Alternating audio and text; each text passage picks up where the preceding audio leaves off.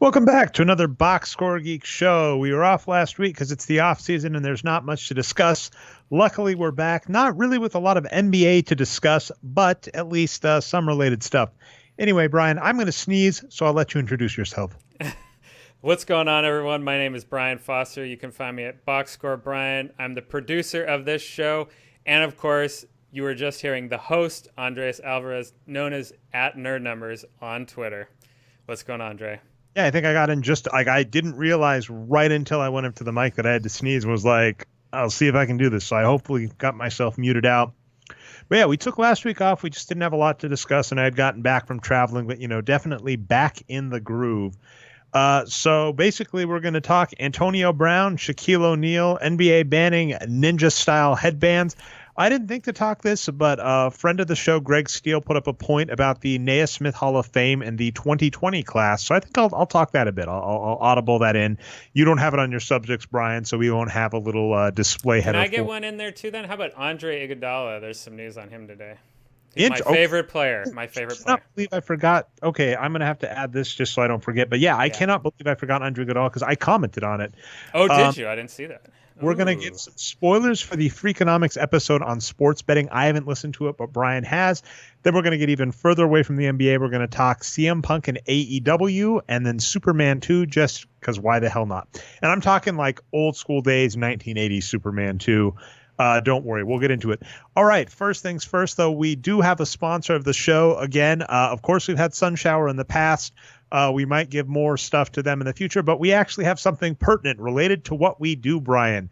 Okay, so football season is back, and that means, of course, fantasy sports and, more importantly, daily fantasy sports. So if you go over to dailyroto.com, they have projections, an optimizer, everything you need to win at fantasy sports. And if you use promo code Nerd Numbers, that's spelled exactly like it sounds, Nerd Numbers, promo code Nerd Numbers at dailyroto.com. Everything you need to win at daily fantasy sports. So head on over and legit sponsor, Brian. How's that? That's awesome. That's awesome. You got to work on a mattress company, and then I'll feel like we're a real podcast. I got some thoughts on mattresses. You're right. It is interesting, and you know the weirder ones, just kind of out there. I've heard this joke. So this is one of the most common jokes I've heard on Twitter. So of course somebody stole it from somebody is how you see it. You notice that on Twitter, someone makes a joke that's been said before. Everybody's like, oh, you stole that joke. So I'm not even claiming this as original or my own, but the whole targeted ads where you get it's pretty obvious why you get certain targeted ads, right? You go to homedepot.com and you look for, toilet replacement. And then, of course, for the next month, everything on your feeds is all, hey, do you want to buy a new toilet? And, of course, you've already bought the toilet, right? So it's like, do I need to buy 30 toilets? By the way, so, Brian, I'm glad you let me get this tangent in because I was probably going to say it anyway regardless, but you gave the window. Yeah. I've actually heard the logic on that, and it's amazingly sound. Interesting. So check this out. People like us will be like, oh, I already bought a toilet. Do I really need another one? Yeah. Right? And that happens all the time. I go to Amazon.com, I buy a USB cable that I need, and suddenly my fill ads are all, hey, do you need a USB cable? However, there is a small percentage of people that when they purchase something end up returning it or are unsatisfied with the thing, but that also means they are guaranteed to buy it again. So if I buy a toilet at Home Depot and then I get it and it doesn't fit or I'm unhappy or whatever and I return it, I still need a toilet. And now I've been getting inundated with all these ads for toilets. And then I'm like, oh, this one I just got was crappy, pun intended. And then I see these targeted ads for a better one. I'm like, oh, I should have bought that. And then when I replace it, I go ahead and buy that as well. So it's funny where I thought the same thing. This seems like really poor logic. Whereas from an advertising and more importantly, a targeted advertising perspective, that is the best group of people because everybody knows this, right? Early days of the internet, there were the banner ads, these big flashing things at the top of every site. They're still there. And the data basically said a very, very, very small, minute number of people actually ended up clicking on those. So any given ad has a really small click-through rate. And so if I actually know for a fact that a small percentage of my audience is 100% guaranteed to do something, that's the best person to target. Because even if I'm targeting ads based on demographics or racist stuff like Facebook was, a small percentage of people are going to care. So I was actually shocked that, that works out. But the joke being, when you think about something and then it shows up in your targeted ads and you're like, I haven't really even talked about this or internet searched it, so how did they know? Because I sleep on my shoulder weird, and I was like feeling some shoulder pain. And then I got a targeted ad recently. I'm pretty sure a targeted ad because it showed up in a few places. And it was like for a pillow to sleep on to like rest your shoulder on. So I was like, Now it's possible it's just demographic stuff, right? Because of course there are lots of demographic based things that show up in feeds. They're like, we know you're in your 30s, so we'll send you this stuff. So maybe that, but that was a little creepy. Yeah, all the people trying to sell me mortgages, Dre, probably haven't looked at my bank account. Yeah, like Twitter does that too. They're like, but I'm in my 40s, right? So it's people not even in their 40s want mortgages. You're making me feel old, even though anyway. And then I was going to say the funny thing too is the more appropriate thing, the demographic data they should look at for you is just where you live, because they're like, are you a multimillionaire? Because if no, you're not buying property in California, especially if you live near a major city. All right, so that was tangent number one. For those of you keeping track on the show, I'm sure we'll have more. Let's talk Antonio Brown first. I actually found a decent article that I think I've since closed at Sports Illustrated that basically gives a timeline of it. So the basic gist of it is Antonio Brown is an amazingly talented wide receiver. I believe we were just talking fantasy sports, one of the top names in fantasy sports for years. Him and Ben Roethlisberger racked up tons of points. End of last season, the Pittsburgh Steelers trade him to they're Las Vegas now, right? The Raiders? They are still in Oakland for one more year, and they are in theory moving into Las Vegas next year. Is approved and everything. Who knows with the Raiders, but at this point it's like 99%. Okay, so still in Oakland, but going the Raiders, the Las Vegas Raiders, who, and I forget his first name, but it's and actually I forget so many names in football. You can see I'm out of my depth to a degree here. What is the head coach in Oakland right now, Las Vegas in the future? What's his name? John Gruden, also known as Chucky for his maniacal smiling. That's creepy. And yes, I guess it is creepy. He's on, is it $100 million contract? Did I hear that correctly? I don't know the exact amount, but I know it's a big deal because he, like Mayock, the GM, works for him. Like he's one of those run the whole franchise coaches. It is, according to this, it's a 10-year, $100 million contract. 10-year? All right. Yeah. Well, lots of silliness on that. We have our opinion on coaches in the NBA, but who knows? Maybe football matters. Okay. So anyway, high-profile, high-paid coach that really wanted Antonio Brown in Oakland. And Antonio Brown's had off-the-field issues. And recently, this offseason, it came to a crescendo. He was threatening to retire over his helmet, I guess. I guess he got in a fight. You were saying it's the general manager with Mayock. Yep. A verbal altercation, they're calling it, I think. Or I guess he used the word cracker and other cuss words. That's right. By the way, amazing John Mulaney stand-up set that I actually played for my wife this week because this came up. Because, of course, when he called him a cracker, people were like, used a racial slur. And then, of course, whenever racial slur comes up in that context, people's heads poke out. And, what about the N-word comes up? And John Mulaney, an amazing stand-up comic. If you haven't watched his stuff, lots of great stuff on YouTube, has an amazing Netflix special. He has the best sketch on it where he's like, if you have two words and you're claiming they're equally bad, and you're not even able to say one of the words, yes, that's the worst word. And he was using it in the context of using the word midget on television, which is offensive, and don't use that on television. But he was saying he wanted to use that word, and someone compared it to the N-word, and he's like, no, they're not the same. And that is true. I mean, we get into this weird debate all the time about comparing badnesses, and we have like two sides on that, where on the one side we go, when there are certain things that are just both so bad, right? Both below a threshold, you can just go, they're both bad and we don't need to compare the two, right? Comparing President Clinton's, all of the stuff he did with extramarital stuff and even worse, and trying to compare that to Trump, I'm okay just saying, look, they both lose, or we all lose, right? We elected them both. We all lose in that regard. So just that regard, not other stuff with Trump, but just that regard, all of the stuff with women, sexual harassment, et cetera, with Trump and Clinton, throw up my hands. They're both below a threshold where a certain huge penalty, fine, whatever should be thrown at them. We can move on. Whereas there are some things where you're like, this is bad and this is much, much worse. So trying to compare the two is silly. And so that's where I'd put this with Antonio Brown, that case. But anyway, so Antonio Brown, altercations with the GM, I guess got fined $200,000. the weirder thing, I believe, is that the team he was on a guaranteed contract and they tried to end the guarantee. So all of that happened and everybody's like, oh my goodness, what a train wreck. And then what ended up happening is he requests his release from the team. The team releases him. And then let me know if anything's changed here, but I believe he was signed to the Patriots for a 1-year deal up to $15 million with around $9 million in guaranteed is what I understand. That's about what I saw, but I can't confirm that. But yeah, that jives with what I saw. And then, of course, there is now some behind-the-scenes speculation that he was playing the Oakland Raiders all the time. Tangent number 2, at least, Brian. Have you seen the movie 13 Going on 30 with Jennifer Garner? No, I haven't. I haven't. Well, oh my goodness. But first off, I get to kind of actually, that is a time travel movie, isn't it?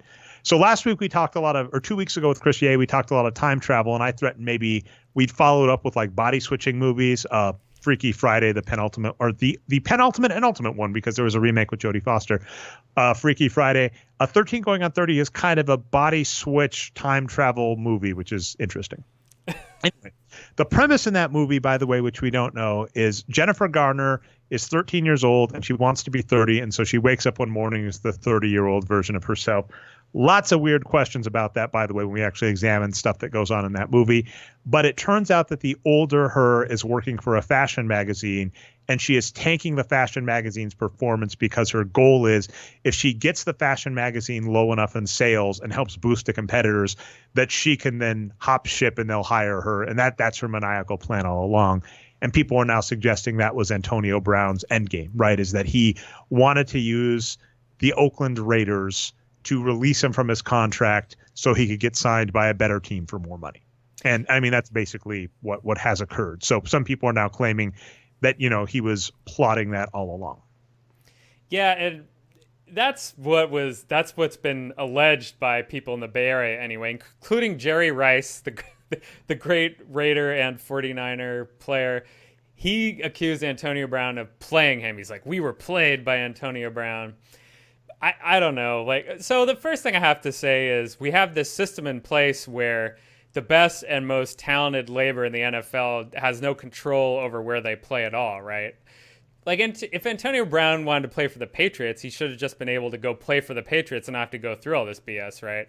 So that's the obvious thing that we should say about all this. But now, that doesn't excuse his behavior if he was, in fact, lying to people and doing all this BS. Because you can, and the reason I say that is you can just force your way. He could have just refused to play, right? And when he was traded to the Raiders, he could have just said, sorry, I'm not playing for you guys. You better trade me or release me, and that's it. But instead, he went in and did all this, song and dance or whatever. Not to excuse it. I mean, I'm definitely on Brown's side here. Yeah.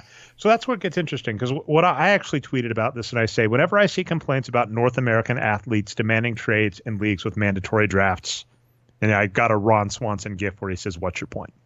And it's the same thing, right? When people were accusing, Kawhi of doing this or Anthony Davis being unprofessional. And one thing, it broke my heart, Brian. So Mike Greenberg was one of my favorites on ESPN and talk radio. I used to listen to him all the time when I drove. There was actually a show where I wanted to make this comparison. In listening to Mike Greenberg, I do notice certain verbal tics and sounds that I definitely have. To put it politely, it's an homage to him. But, you realize you're like, oh, I speak a certain way. I have a certain style. And anybody that does this, any artist, I'm not claiming artistry as podcast. I don't want to be that pretentious, but I'm saying that's the case, right? If you see any artist, you're like, oh, you have styles of flares. And if you're asking him, it's like, oh, after years and years, you find things you like. And I realized in listening to Mike Greenberg, I was like, oh, this guy did really shape what I do as a podcaster, which isn't surprising. He is an amazing on-air talent. But he was going off on whatever ESPN show he's on. I don't watch them live anymore. I just, see the clips that show up. He's done most for his radio show, I think. He has a big radio show. And I don't know if it's both if it's both recorded and shown, because I know like the Mike and Mike show, they used to do that where they, televise it and you'd see basically what we're doing now and then also go on the radio. But he was saying he's been covering sports for 30 years and this is the most unprofessional thing he's ever seen. And rightly so, got mocked by many. I decided against jumping in because that gets all sorts of weird too. But it's just like, I was shocked to hear that because it's going, in North American sports, we have the draft, and the draft is really weird. And as we've mentioned, at best, this is the best case scenario. It seems racially slanted in a way that should make you uncomfortable. As we've noted, the comparison we've made is if you look at NFL and NBA combine photos and compare them to old photos of slave auctions, they look shockingly similar and are kind of weird. That's the best way to put it. And so in North American sports, especially the primarily African-American ones, this is NFL and NBA, there is this weird draft structure in place with all sorts of other weird requirements that controls what players do. And you were mentioning the same thing about Antonio Brown. So when we see athletes do this, on the one hand, it is what you just said, unacceptable, whatever. I get into an even weirder spot because we started this very conversation saying, when you're looking at comparing bad things, if they're both below a mark or whatever, one thing that bugs me is when a rule is arbitrarily enforced after a point and there is no retroactive impact of that. And I was telling you this, Brian, I wrote a piece back in the day, which has to be the most asinine comparison, but most perfect one I've made of this, which is there's a horrible movie, Slapshot 2, which, Slapshot 1, if you've looked at, shows up on all of these lists of the greatest sports movie ever. I kind of disagree in that it's an older movie, and when we talk Superman 2 later, I'll make my point that a lot of movies that are considered classic are from an older era. When you compare them to modern day ones, you're like, this sucks. So anyway, but Slapshot shows up on all of these greatest sports films ever, and Slapshot 2 is an abomination, and even people that love the original Slapshot would not disagree with you. And the whole premise of the movie is there's this minor league team that's going to get sold, which was the same premise of Slapshot 1. That's the only premise they came up with in sports movies for like 2 decades is a team's going to get sold. What do? We have to win. 20 years later, Major League did the same thing, right? Major League has the same plot. Slapshot 1 had the same plot. It's like, yeah, come on, find a new plot. But anyway, they ended up turning into a Harlem Globetrotters-esque team, except they are the Washington Generals. They are paid to have a staged hockey game where they intentionally lose. But the end, the big climactic scene is that they decide to play the professional team for real and win. Ha ha, great. It's such a bad movie, Brian. But the key part of that movie is the coach of the team says, hey, we're playing for real now after they're down like 10-0. And she tells the refs, hey, you got to start the shot clock over or the score over. We're 0-0 now, right? And what I said in this article I wrote that I'll probably link in the show notes is, and I was comparing this at the time to Serena Williams for being chastised for having unsportsmanlike conduct in tennis and comparing her to greats like John McEnroe. As I was saying, this movie understands that if you have a criteria in place that isn't enforced for a really long period of time, I think 1 or 2 quarters in hockey at this point, and then you randomly decide to start enforcing it, but without penalizing the people that were originally breaking the rule, it is still unfair to the people that have been unfairly pushed against. And so that is where I get into this interesting when I'm talking about like things have to be the same or both worse. And by the way, keep this briefly political, like Republicans are great at this as an example. So during the election, the 2016 Donald Trump election, there were a lot of allegations about a sexual harassment, et cetera. And it became a big issue. And he basically ignored them. And then sexual harassment claims against Al Franken of Minnesota came up. And the Democrats are like, you know what? You're right. We've been saying this. We've got to practice what we preach and and hold him accountable for these things. And he stepped down from office and Trump didn't. And you go, and then if people are like, well, you said you cared. If you really cared about this, then you have no problem with this. And what you can say is, you're absolutely right. I do care about this, and we're not saying that. I'm not going to be one of those people that shows up in Al Franken's defense.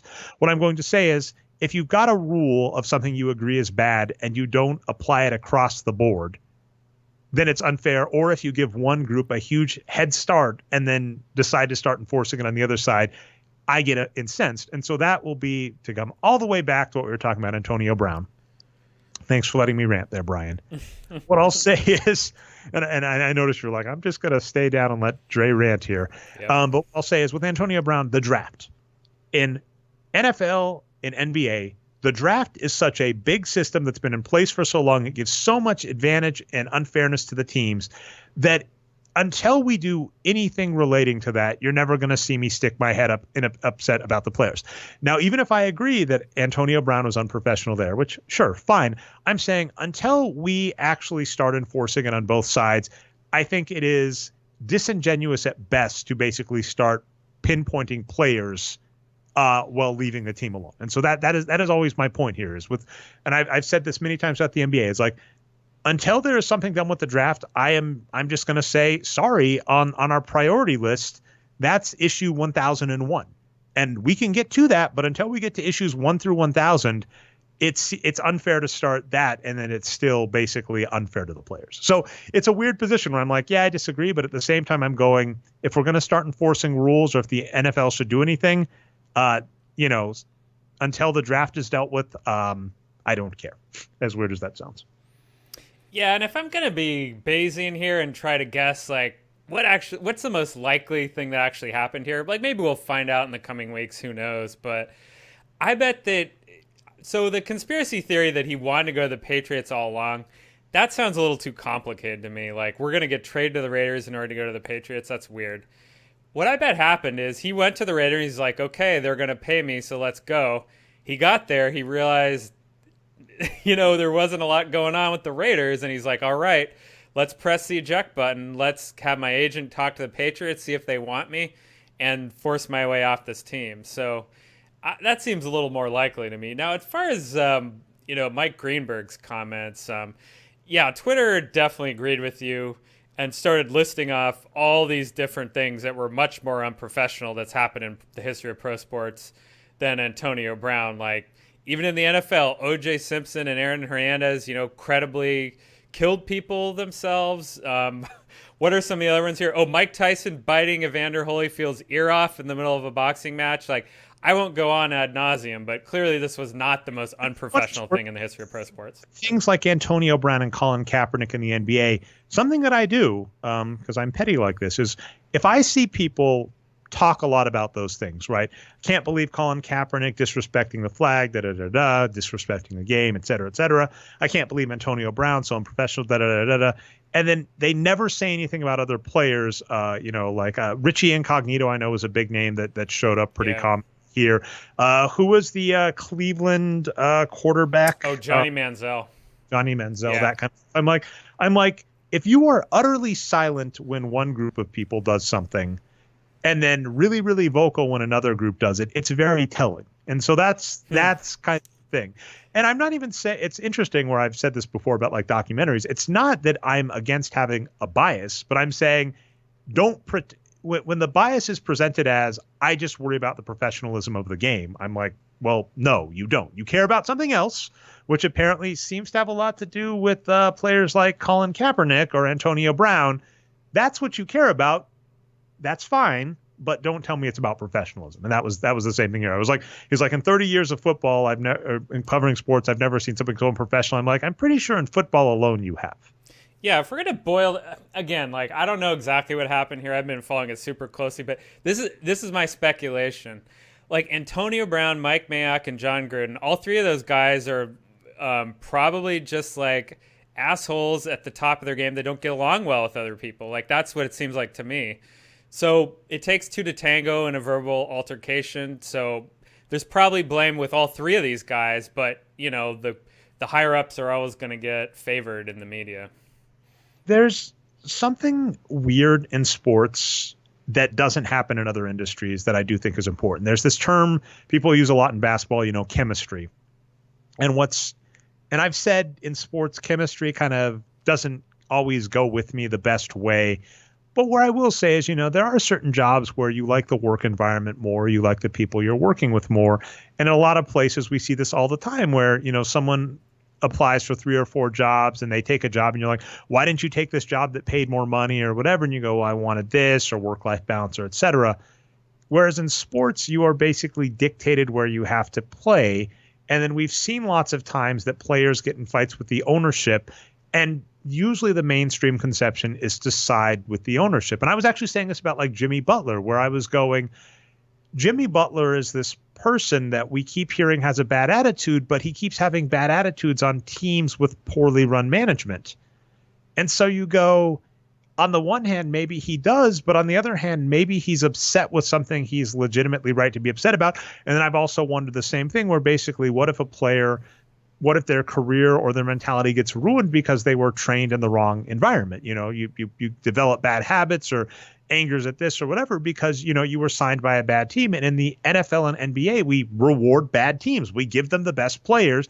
And then we're like, if you make it out of these bad teams well, things can go well for you. But then if you do poorly, we're going to blame you for it instead of going, hey, maybe this poorly run organization that made lots and lots of issues is to blame for it. I'm upset with the Raiders because they essentially kept the Packers out of the playoffs last season when they trade Khalil.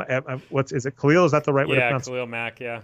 They traded Khalil Mack to the Chicago Bears, and the Chicago Bears won the first game against the Packers by the skin of their teeth, and then won another key playoff push game against the Packers, and were the same division. So I was like, you gifted the Bears a playoff berth against my Packers by being stupid, and now everybody who hates the Patriots, myself included, is like, now you're gifting the freaking Patriots probably a playoff berth, you freaking stupid team. But it's like, they're a poorly run team, and when you notice people coming to a head, normally the mainstream sides with the ownership and doesn't ask that question of maybe the person doesn't want to be here. And that's weird in any other field, because you might go, yeah, I heard I could work for Steve Jobs, but I've heard he's an asshole. And instead of working with Steve Jobs, I thought it would be more fun to develop, a Dropbox app or something. Someone might say that. And you're like, yeah, makes complete sense. Sports is the place where you shut up, you do what we tell you to do. And if you don't, you have a bad attitude. And that's why I just can't side. Like I said, it's one of these cases where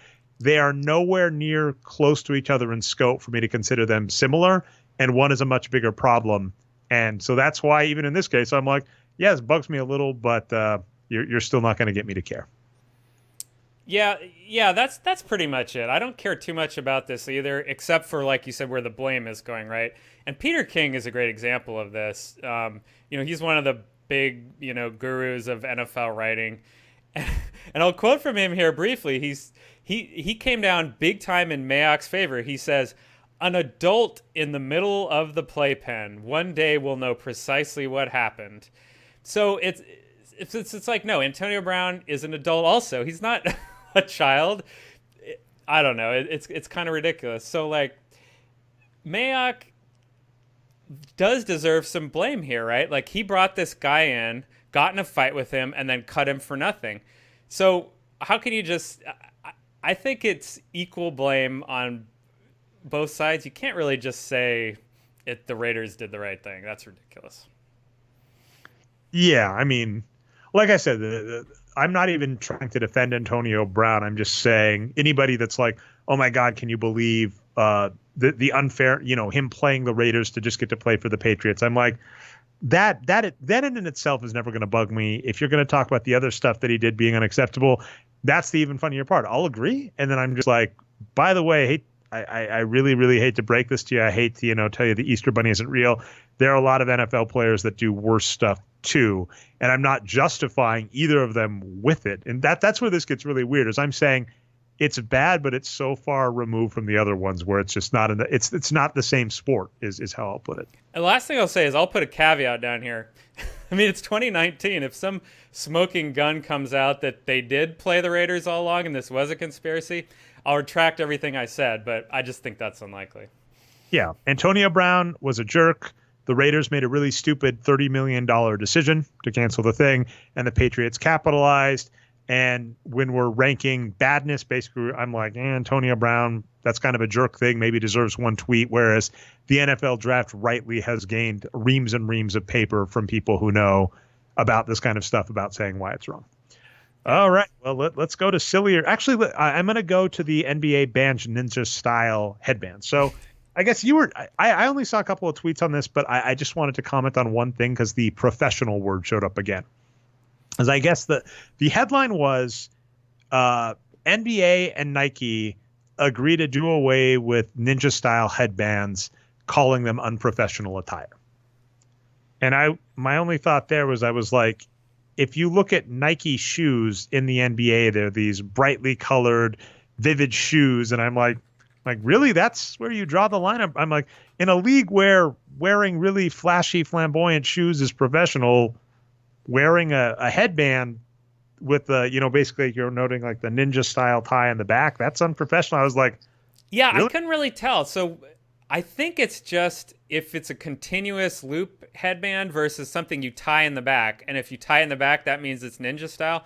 And when I saw the headline, I thought it meant like covering your whole face like a ninja, but apparently it's not it. So this doesn't make any sense to me at all. Some people are speculating that Nike's behind it somehow and is going to make money off this. I don't know if that's true, but yeah, right now this is just weird and feels like kind of the retaliation against Allen Iverson in the early 2000s for wearing baggy clothes on the bench, but maybe not.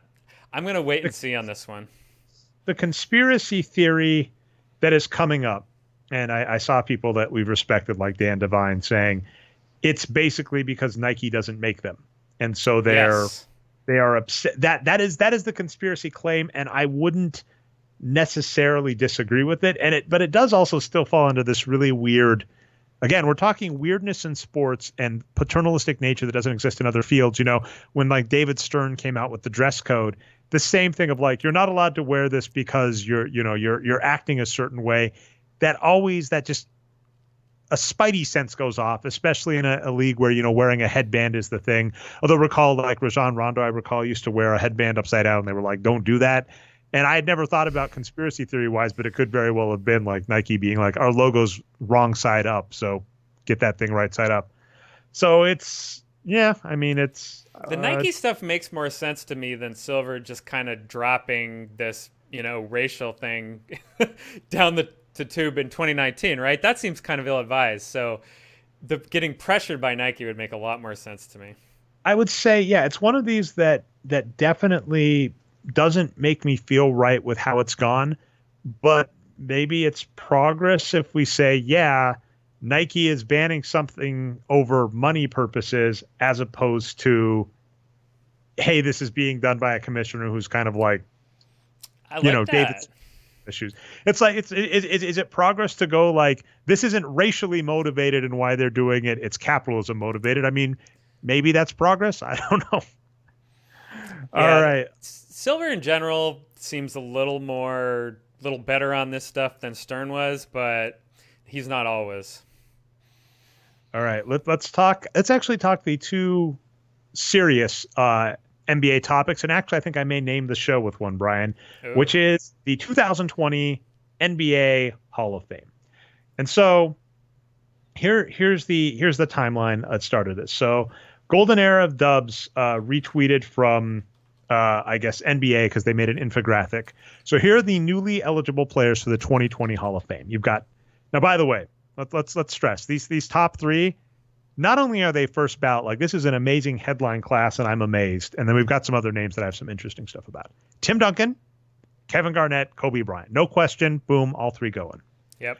Number 4 is Elton Brand. And Elton Brand, what I want to say is he is a player that saddens me and shows a bias in the NBA, which is he played on a horrible Clippers team for years. And this exact thing we just said. He did bring them to the playoffs, though, for like the first time in decades. But for those that don't remember, what ended up happening with Elton Brand is the Miami Heat wanted to sign him, and they offered him a max deal. And in the NBA, they have restricted free agency, and so the Los Angeles Clippers just matched it. And so he went back to the Clippers. So this is one of these players where he could have gone to Miami and played with Pat Riley. And, Pat Riley is this guy that I have been amazed, right? That team, even as they've gotten worse and degraded, stays playoff relevant, keeps attracting stars. They just got Jimmy Butler this offseason. It's like, the Miami Heat, if Elton Brand had played a majority of his career there, something else could have happened.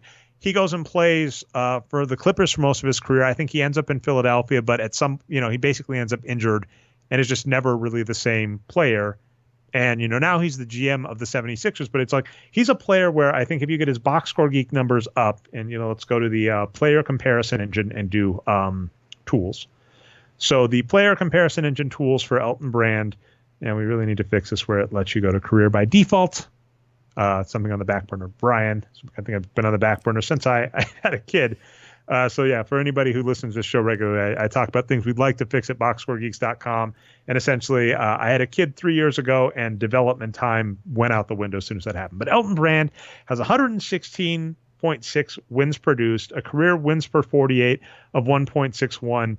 And then if we go and look kind of at his best seasons, his Bricado Prime is what we call it. This is a player's 6 best seasons on the Los Angeles Clippers. His third year, through through 2007, he was freaking amazing. And then it looks like he got injured in 2008 and was just never the same afterwards. So basically, he had an amazing start of his career where we easily think that that part of his career was Hall of Fame worthy, injured and never the same after. So he's one of those where I'd kind of put him in Tracy McGrady style, right? He did enough when he was good to deserve Hall of Fame, but just did not stay on the court.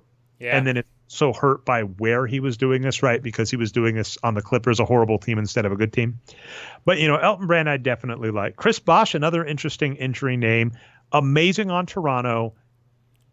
A decent third wheel on Miami. And I still think deserves in, especially when you factor in, how he had to leave the game. He played a lot internationally as well, if I remember right. I definitely like Chris Bosh. And we've mentioned it's a Naismith Hall of Fame, right? He was definitely part of what the new dream team, right? So he did that. That was part of the conspiracy, right? Him, Wade, and LeBron all agreed together while they were doing that. So Chris Bosh, I'd be fine with the first ballot. Now, the name that came up that I actually responded to was Andre Miller. So Andre Miller, Dave Elder on Twitter made a joke about it. He said Andre Miller and which other 4 players. But here what was fascinating about it. I looked up Andre Miller. Andre Miller was a point guard for his whole career. Played for the Nuggets, the 76ers. I think he started with Cleveland. And he's actually number 11 on the all-time assist list in the NBA history, as well as I think he was number 10 when he retired. LeBron James just recently passed him. And I actually went, if this were baseball, right? Because we bring up that Mariano Rivera, a reliever, went first ballot unanimous in the Baseball Hall of Fame. I was like, he's a point guard that's number 10 all time in the NBA passing list. If this was another sport, if he was a specialist player, right? Like if he was a defensive end in football, is that the right position that would get a lot of sacks? I do not know football. Yeah, that's right. Khalil Mack. Well, so the terminology is changing a little bit nowadays. They call him defensive end is technically correct, but they call them edge rushers. Those are the guys that come in passing situations, are fast guys that get to the quarterback. Okay, so edge rusher. If you were the edge rusher that was, number 10 all time in sacks, you might be like, well, of course, you're first ballot Hall of Fame. Basketball is, we've talked this forever. Ethan Strauss named it the yay points thing.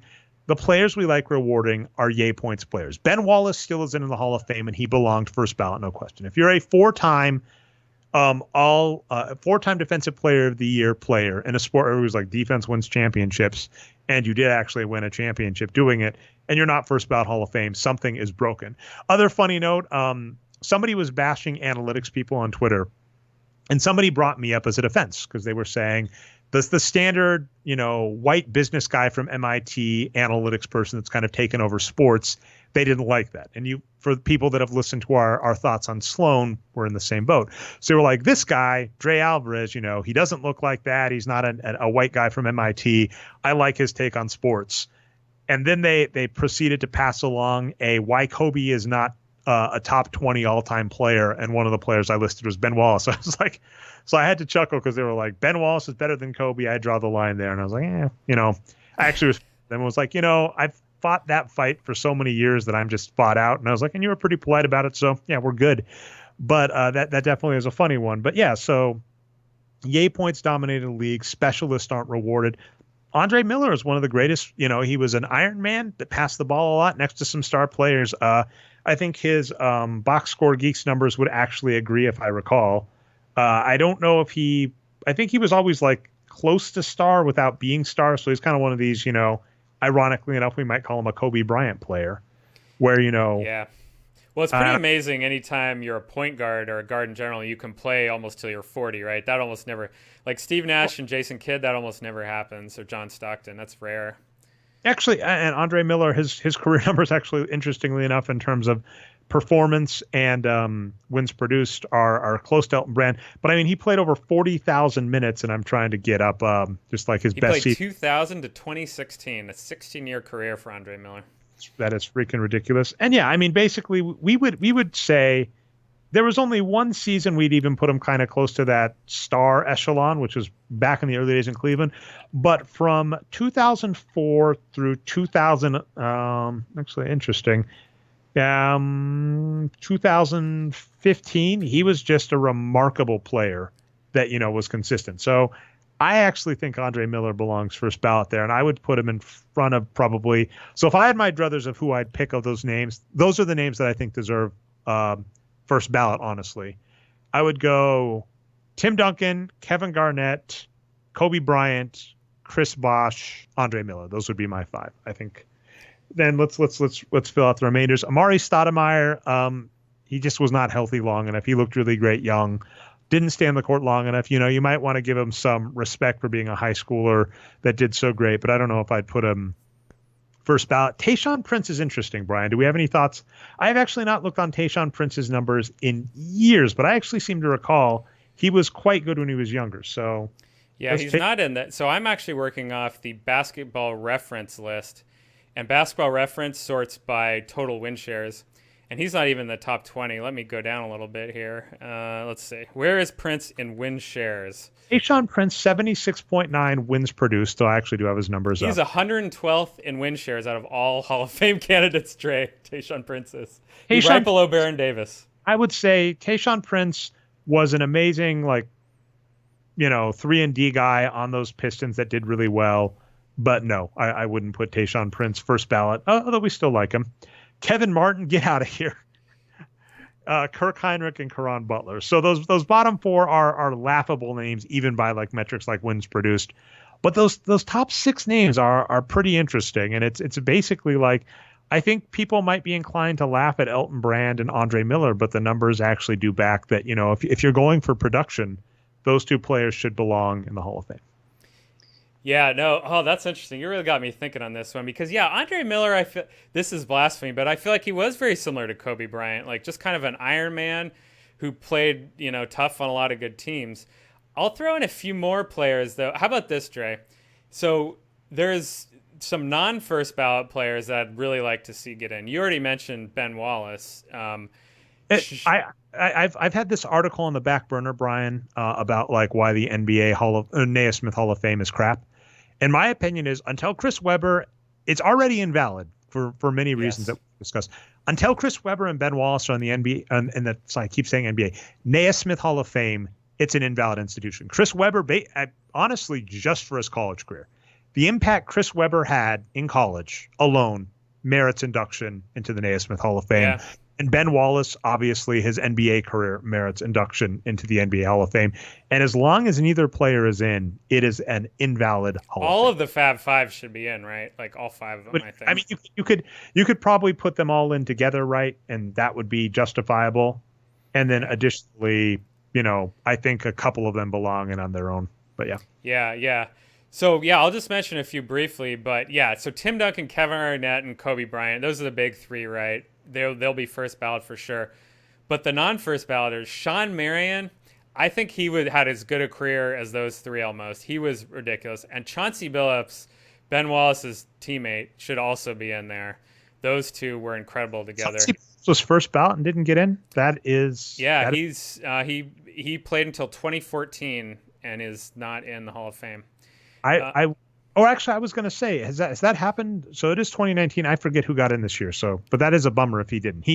My opinion is there are a few things in the NBA where if you've had a 6-year good career and done X, you should be automatically into the Hall of Fame. Yeah. And Chauncey Billups, I would say this for both Cedric Maxwell and Chauncey Billups, which would be Finals MVP.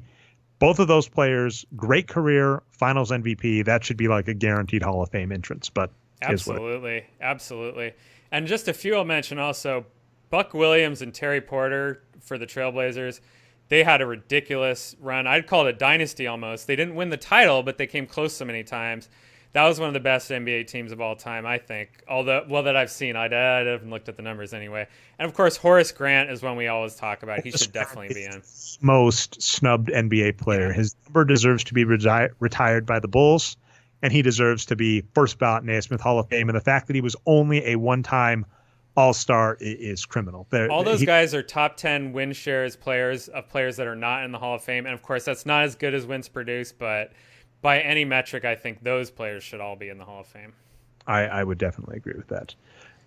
Let's see. Are you ready to go on to Andre Iguodala, who Yeah. also should be a first ballot Hall of Famer if the world was Yes. just, but probably won't be. Also deserves a Sixth Man of the Year award, which he hasn't gotten, which is what it is. Also should have just been starting the whole time and not been a sixth man. But Well, anyway. I mean, what's really funny about that point, to get us off on tangent number a billion already, is there are, I would argue, problems with how the NBA is currently run, which we bring up all the time, and flaws in strategy. And one of the biggest flaws in strategy that is finally changing is three-point shooting, right? For years and years and years, we were like, why don't teams just take more threes? And I would even see like Sloan papers that would say like, well, obviously the usage curve says taking more threes, you'd expect diminished efficiency. So blah, blah, blah, blah, blah. And the Rockets were like, what if we shoot 50% of our threes at 36%? And you're like, oh, you can just do that. And for what it's worth, we do know for a fact it was never published at Sloan, but Arturo Galletti did put a paper to Sloan about three-point shooting and how teams need to really take more. And that is put on by Daryl Morey, and the Rockets are one of the first teams to do it. So, oh, interesting theory, because that paper was way better than some of the other ones for that year. I remember that. Yeah, I love art. I'll agree. It was. I will say there are papers that get into Sloan that I have no idea. There are. It's interesting where I could see justifiable reasons to not accept that paper, or to have at least sent it back and say, hey, fix these things. But I would agree that like Sloan lets in a lot of crap that has no business being accepted. And it does get into this weird, like who territory, which is just bizarre. We got to add something new to the script, by the way. Eric Gordon is not on the script. Eric Gordon. Oh, we forgot. Okay. Derelict. I was derelict. Well, let's refresh. Sometimes what happens is we miss a week, which is what happened last week. And I joked to Brian. I was like, hey, I've got a script for you. For the Boxscore Geek show last week, I said, I'm just going to say Eric Gordon, or you're going to say Eric Gordon. So Brian says Eric Gordon, and I'm just going to laugh, and I'll laugh for 5 minutes, then I'll loop it for an hour, and that's our show. And boom, we're done. And then it just turned out scheduling, we couldn't make normal times, and we were like, let's just take a week off. It's the off season. But yeah, so we're definitely let's just do Eric Gordon now, and then we'll hop to Andre Iguodala. Okay. Eric Gordon was just signed to a 3 or 4 year deal for $20 million a year by the Houston Rockets. Yeah, let's get it up on Spotrac. And this is, so Brian will get the specifics and say it, but there is no effing reason the Rockets should give Eric Gordon a contract. I'm going to use a term that Brian kind of invented, and I might start using it just more as nomenclature, which is like a James Harden. I'm going to call it an MVP nullifier.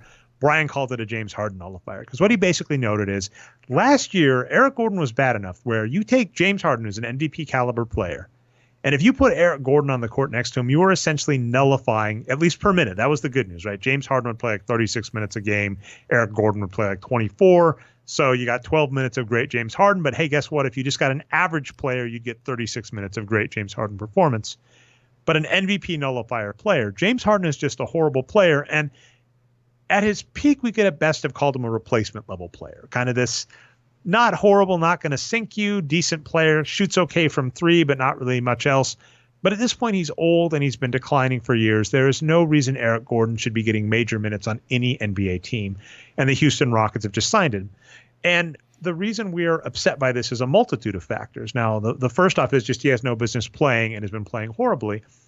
He is also the weakest position in the NBA, that the only skill he has is so freaking redundant on that squad. On a squad with James Harden, and back in the day, it's kind of interesting. I forget where James Harden fell. It was clearly after trading for Chris Paul, but this team had Chris Paul and James Harden who can both shoot amazingly well from three and distribute. It's like you have no need for Eric Gordon on this squad, and yet they kept him around. So he's unneeded on that team. He's old. He's horrible. He's at the weakest position in the NBA. And what I'll actually throw back, like you said, they were playing out of position at small forward. He's not a small forward. Oh yeah, or you could argue, right? Maybe he's shooting guard and James Harden or Chris Paul is a small forward, whatever.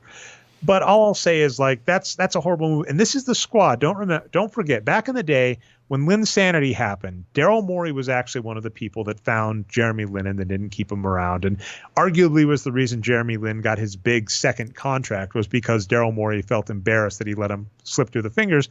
But that's actually the point. It's going, you're a squad with, in theory, a good analytics squad that should be able to find an above average or even replacement level shooting guard to play on your team, but you just paid Eric Gordon $20 million, and people are like, well, they had to because they're over the cap, and it's the only way. It's like, no, if you've got a bad player and you're over the cap, there are other ways that you can get decent shooting guards and keep yourself under the cap. This isn't it. Now, there's one out, and this is I hate to do this to two teams, Brian. I'm gonna say I'm being nice here. I'm gonna admit that ahead of time. That's me generous. This is I'm generous, actually. I'm gonna be generous, and I'm doing my best. D'Angelo Russell and Eric Gordon are two players where our argument is, if the teams are signing them to these contracts with the express purpose, that'd be a better way to say, the express purpose of trading them, and they just need them at around that salary to be used as an asset in the future, that is fine. If Eric Gordon is traded before the All-Star break for an above-average shooting guard, I'll say I understand what you were trying to do here. Same with D'Angelo Russell. But the longer Eric Gordon stays on the squad, he is basically just hurting the Rockets again. And it's funny where, again, other piece I've had on the back burner for a while is the anti-Moneyball Rockets. Because the story of Moneyball, right, is this cash-strapped team can't keep stars or attract stars to their team, right, because they all end up going to the Yankees. And so they have to use clever analytics to find diamonds in the rough. Whereas the Rockets' story for the Morey era has essentially been, this team keeps having stars fall into their lap, and all they have to do is pick up like 2 or 3 reasonable players, and they're a championship squad, and they just completely whiff on those 2 or 3 players. So yeah, that's what it is. Yeah, man, so much on Eric Gordon. So let's get into the numbers. So you were asking, what is his specific contract? So next season, which is 2021, he's going to be 31 years old, making $16.8 million. And that goes 4 years through 23-24. He's going to be making $20.9 million that year. He's going to be 34 years old. So this is not a max contract or anything, but it's a lot of money, right? And it's a long contract. So what does Eric Gordon give you? He doesn't give you a lot. Like, so he's listed as a 6'4" small forward, and he's not really a small forward, right? He doesn't rebound at all. He doesn't really pass much. He's just a guy that shoots and plays defense, right? He's a 3-and-D shooting guard is what he really is. And I think this is an example of, Daryl Morey is making this team, he's like concocting the stew, and he's like, well, I'm going to take, 4 parts analytics here and add a lot of 3-pointers. But, maybe I'm going to add some conventional wisdom too. I'm going to add some chemistry. I'm going to keep the team together and do things that everyone wants us to do. And this seems like a very conventional wisdom move, keeping Eric Gordon, because the thing is, Eric Gordon looks good out there, right? He plays really hard on defense. I think that's mostly the appeal of him, is everyone says, wow, look how hard he plays on defense. And maybe he has good defensive fundamentals, but they don't really show up on paper, maybe because he's just too small or playing out of position. I don't know. And then in terms of the other part of the 3-and-D, the 3, well, he just doesn't shoot very well. He takes a lot of shots. He looks good doing it. He'll even take those deep threes, like Curry and Lillard will, but he just misses them all. He shoots like, let's bring up his shooting this year. I bet it's going to be really low. So what's interesting is throughout his career, he's been an okay to above average shooter. Now, what's fascinating, and I've mentioned this before, it makes NBA eras really hard to compare. 40% last year, by the way, Dre, but yeah, keep going. Okay, so makes it really hard to compare is that, like, he's a career 56% true shooting power player. And if you were to put him in the 90s or even 2000s, that's pretty good. But if you stick him in the 2010s, that is actually becoming less and less good, in part because of things that the Houston Rockets are doing, like taking lots of threes. And he's a reasonable 3-point shooter, but he actually fell below average the last 2 seasons compared to an average wing. So the point is, his skill is declining in value, both with how good he is at it and then how much it's worth. And that is really the key problem. And it makes it hard for people to analyze, because you go, he is a bad player. And they go, well, if he was doing this in Michael Jordan's era, you're like, well, yeah, but that's a different era. That's a different problem. So the stuff that he brings you, he's not that great at. He's getting worse because he's getting older, and the league is catching up to him. So there's no value. So it's like, this is the team that found freaking Jeremy Lin. Like, go do that. Go find drafted shooting guard that can help the team out. Don't freaking re-sign a 30-year-old plus. I mean, to compare this to like NFL, right? I could be wrong here, Brian, but I hear that like, running backs are one of those things that you just, as soon as they get old, you really don't want to keep paying them. And so it's like, you just don't want to pay them at all. Smart teams are not paying running backs, period. Interesting. Yep. So yeah, basically Eric Gordon is a 40-year-old NFL running back that is getting a big deal, which, is a horrible thing. Not for Eric Gordon, though. So from Eric Gordon's perspective, right, like he went out last year, he played really hard. He probably did exactly what D'Antoni told him to do. And they're like, okay, we're going to pay you for that. Good for Eric Gordon. But the Rockets are dumb for not recognizing that doing exactly what he was told is not valuable. That's all. Yeah.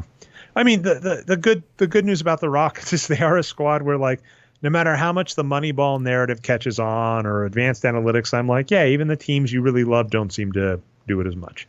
All right, let's get to Andre Iguodala, Brian. So, interestingly enough, very similar to the Antonio Brown scenario, but taking a different turn, which is Andre Iguodala is not acting out or doing anything unprofessional as far as we can tell. The expected belief was that Andre Iguodala was going to be bought out by the Memphis Grizzlies and probably go to the Los Angeles Lakers. It was even getting reported as mainstream. And the Memphis Grizzlies, I believe, my bet is as soon as they heard that, we're like, no, we're going to get a pick or something out of the Lakers. And no one is, flinched yet at this point. And so apparently the news report is the Grizzlies are saying that Andre Iguodala needs to report to camp. And there was some leaked stuff, which we've mentioned this before, where the NBA has rules about what you're allowed to tell the media. So if Andre Iguodala gets in front of a microphone tomorrow and says, I really want to play for the Lakers, he is at risk for getting fined. With Anthony Davis's agent said that, and he still got fined because his agent said it on his behalf. And then, of course, if teams say it, if Magic Johnson, dear God, Lakers, don't tell Magic Johnson anything if you're approaching Andre Iguodala. If Magic Johnson gets in front of a mic and says, man, the Lakers would really love Andre Iguodala's talents, the Lakers could get fined. So the game that all of the smart, savvy people that know how this work play is, they'll go up under the condition of anonymity. It's like Andre Iguodala's agent will go up to a reporter under anonymity and say, I want you to leak that Andre Iguodala wants to be traded to the Lakers. And if you do that for me, then in future, if I have some bit of news, I'll give it to you. And that's how the system works. Hate to ruin it for you. And so there were things coming out where the sources say that, Andre Iguodala doesn't want to report to Memphis. This could be his last season. And by not buying him out, they're potentially ruining, a playoff run in what could be his last NBA season. So, and there have been it's very tainted, right? The news that's coming out is so pro Andre Iguodala that you're basically going, some NBA team or manager basically bought targeted ads in NBA sports media to say Andre Iguodala to the Lakers. And so that is what's currently going on. But, we've heard from our gossip columnist, Chris Ye, that, Andre Iguodala to the Lakers is something that is definitely on the radar. And, I think same exact point. I'm, for the most part, okay with it. And actually, Andre Iguodala is an example of this, all this stuff, right? So when you see players like Kevin Durant getting lambasted for forcing their ways off a team or onto a team, all you have to ask yourself is, what about the other players? Isaiah Thomas brought this up too, right? When he was talking about the decision and saying, the decision's going on, everybody's upset with LeBron James, but look at me, I'm an MVP caliber player. Isaiah Thomas did finish top 5 in MVP voting when he was on the Boston Celtics. Season ends, they have a chance at Kyrie Irving. Isaiah Thomas is injured. Isaiah Thomas gets shipped out. That happens. And the exact same thing is true here. Andre Iguodala, key point, finals MVP for the Golden State Warriors, whatever. What are the Light Years Warriors, I guess? Do they have a better name? Till we hear something better. The Light Years, he was finals MVP for the Light Years Warrior, deserved 6th man of the year for the Light Years Warrior. And, as soon as it falls apart and they have to start rebuilding, he gets shipped out essentially as a salary cap dump. Yeah. So it's one of these where if you're going to say, man, these players forcing themselves off teams is so unprofessional, you have to go the other way and go, teams that cut players as soon as they're too expensive or they no longer need them need to be put in the same bin. And we'll just have to see what happens here. If Andre Iguodala ends up on the Lakers, I'd be really happy about that. So we'll just have to see how this plays out. And my expectation, for what it's worth, is that there'll be some fighting and eventually the Lakers will trade like a 2nd-round pick or something. Yeah, I mean, everyone's, so that's the first thing to say is that, again, this is just another example of why can't Iguodala just play where he wants to play. That's ridiculous. And that should be the Warriors, by the way. The Warriors are fools for trading him. I keep saying that. And also the Lakers and other teams are fools for not wanting to pay him his full salary this year. Well, the That's Lakers, what it's about, right? They're probably in a scenario where they can't afford him, right? Let's be clear. The Lakers, between all the contracts they've got signed, I don't think had money. So and that's another silly part of the NBA is, the Lakers would probably be more than happy to pay $200 million for a winning team, right? Just outright. But there are salary rules that say as soon as you get to $100 million in cap space, the only way to acquire players, this is our one out to Eric Gordon and D'Angelo Russell. The only way to acquire players is via, trade and stuff where salaries have to match up. So you might have to have some stuff on the table there. And so that might be the scenario, when it comes to Andre Iguodala. My point is these teams are just getting greedy, though, because, right now that's the scenario they're in, right? The Warriors, Lakers, and whoever else, they're all capped out. So they're just being greedy and can we get him for cheap? But they shouldn't have been greedy. At the beginning of the offseason, they should have planned in their salary structure to bring Andre Iguodala in at a reasonable contract instead of other players. That's all I'm trying to say. They should respect that he's still a really good player. And by the way, the NBA reporters I was seeing are agreeing with you that this is not going to be his last season. He's just leaking that for leverage. It might be, but to your point on the Warriors, where this gets even more silly is Andre Iguodala was definitely underpaid by the Warriors, even if you include this last 3-year stint that he got. I was 3 years, $48 million. I was like, good job, Andre Iguodala. You're on the decline, and then he played amazing. I was like, I was wrong. Very much like Manu Ginobili. He had a career year last year, so it's gonna happen, right? He's gonna decline at some point, but I haven't seen it yet, so I would just keep paying that guy. I'm saying the silliness is they basically waived him this year because he was $17 million, and I think they're basically alleviating themselves on $15 million in cap, and probably with cap bonuses, probably 20 to 25. But this is where that gets silly, right? The Warriors, thanks to the play of great players like Steph Curry, Kevin Durant, Andre Iguodala, have demonstrably increased in value. And they're basically saying, hey, man, we can't afford to pay you $10 million a year, or we don't want to, right? Instead of letting you finish out your contract on the Warriors and then going where you want, and maybe even facilitating that, right? Trading you someplace we want, we're just going to salary cap dump you. And when they're doing that, it is essentially, like I'm saying, over $10 million. And you're going, okay, you're a multi-billion-dollar franchise that's, cutting corners on these small ways, and it's very hard to have sympathy for you when you do that. I already have my hot take out on the show from a few weeks ago, Dre. I said that Iguodala will be a better player than Russell next year, and the Warriors should have just kept Iguodala straight up over Russell. But we'll see what happens. I think Memphis is being fine here, though. Everyone's. I don't want to. I'm in the same boat as you and Chris Ye. It'd be great to see him on the Lakers, and help their title chances. But at the same time, the Lakers aren't entitled to him. And that goes along to my greedy comment. Memphis should keep him. They should try to trade him for something decent because he is a good player. And if not, they should put him on their team and play and try to make the playoffs, because I think they could make the playoffs. Yeah, I think that's where it gets interesting comparing the Raiders, which we started the show with, to this, which is saying when we get into these cases where we're this system is broken in favor of one group. And so we may not like how that group behaves, but we understand it, right? We understand why you do it is unacceptable in the United States, as an example, how easy it is to put, if you're a big company, Apple, Google, et cetera, how easy it is to use tax loopholes to not pay taxes. And we go, on the one hand, putting all of your money in Scottish banks to avoid taxes is despicable. On the other hand, if the rules are there, we understand why you're doing it. So many people would do the same if they could. And so that's what we're saying here with Memphis. We're going, we don't necessarily like it from a, feels the right way, but we completely understand if they're going, hey, wait a minute, one of the richest teams in the NBA wants this player and we can get more for him. We 100% understand what they're doing here. Whereas the Raiders were you have the power and then you're wielding it in a way that's just no, you're wrong. Oh, that's an interesting distinction. Yeah. So yeah, we're on we're on Memphis's side, but don't, all I'll say on that is don't sell it as this underdog story. I actually brought that up, and the Moneyball, I brought this up where I said they sold the Oakland A's for $180 million, which was double what they bought the team for, inflation adjusted. So it's the movie and the book is like, oh my God, this small market team, whatever, right? That's, losing to the behemoth, New York Yankees. It's like, no, it's billion, the NBA at this point is billionaires versus billionaires. So no woe is me story, but you can go with the like, hey, the contract's in their favor. So we understand. Yep.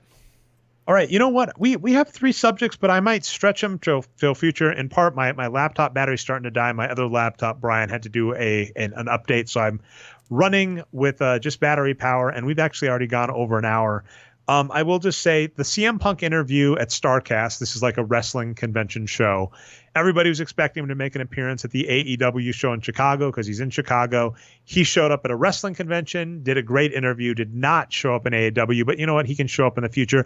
It was a very interesting talk. And what was funny to me is I've been following. So CM Punk is a wrestler that was released by the WWE under very mean circumstances.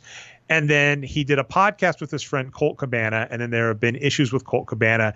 And I was looking at the outside going, man, I wonder if CM Punk is one of these people that has attitude issues and, is fighting with his friends. And the person I was going to compare him to is Bobby Fischer. Bobby Fischer's one of the greatest chess players of all time. And one of the issues he had is he had like paranoia, like severe paranoia. And the issue was when he was playing chess, the United States and Russia were using it as a proxy, or the Soviet Union at the time, were using it as a proxy fight. So Bobby Fischer was paranoid that the Russians were cheating so that they would win all of the world titles, and that he might be getting spied on by the Soviet Union and da da da da. And here's the annoying part: he was right. Like that's what gets frustrating, right? It's like he was actually right about all of the conspiracy theories he had about chess. But the issue was he was a person that was going to have conspiracy theories no matter what. So his conspiracy theories for a brief window in his life were validated. And then as soon as he basically couldn't play chess anymore, you watch him keep going and he had all sorts. And you're like, oh, man, this is really a bummer. This guy had real issues. And there was this brief window in time where he was correct. So people didn't think it was as bad as it was. And for CM Punk, I was like, I wonder if this guy just has attitude issues and blah, blah, blah, blah, blah, because he's gotten in legal fights with Colt Cabana. And I actually talked a little with Arturo Galletti about it. And what it actually sounds like happened there is just one of these rough situations where 2 friends kind of got into a fight and it escalated quickly. And now we're in the point where it's in court. And his talk at Starrcast is just great, where he talks about lots of stuff. And the reason I was really happy for a few reasons, Brian, just to give it kind of as a shout out, is one, he brought up, he actually expressly called it toxic masculinity culture. Right. Because we said before. And he was saying this culture in like wrestling of like, you need to man up and play injured or else you're a wimp. He's like, this is completely unacceptable. And not only is it unacceptable, it's dangerous. He was bringing it up in the context of wrestling, but this applies in lots of other sports. And we've said this so many times on the show, this exact point about, the fact that Kevin Durant forced himself back onto the court and got injured. And not only that, in the exact same game, it took 2 seconds before Klay Thompson was in the same boat. And we saw the same narrative. We're like, no, for F's sakes, it's okay to say I'm a professional athlete and my body is my brand. And I really need to be careful about that. And I want to be walking when I'm 50. That is an okay sentiment that we wish would take off. And even as recently as this year's NBA Finals, we weren't seeing it. So CM Punk talked against that. And then he very expressly, he's married to AJ Mendez, a.k.a. AJ Lee. And he very expressly just, the way he phrased it was great. He said, when we're talking about like Republican Party or conservatives, he's like, at this point, if you just consider someone not equal as a human being because they come from another country or have a different skin color, he's like, I'm just done with that. And I was like, thank you. Sometimes it's just very validating to hear people say that, because there's a lot of stuff going on in the United States. So I was like, great talk with CM Punk. And I was happy when I researched it more, it wasn't a Bobby Fischer scenario, because obviously I saw like the dirt sheet saying like CM Punk feuding with Colt Cabana. And I was like, oh man, is CM Punk just a jerk? And, he happened to be right that the WWE was mean to him. But then as soon as he's out of that situation, he's still a jerk. I'm thankful to say it does not appear to be the case. And I didn't get to see this. It was pretty long, but I did read a summary of it. And one interesting thing from the summary is it said that in the video, he seemed genuinely shocked when the interviewer told him.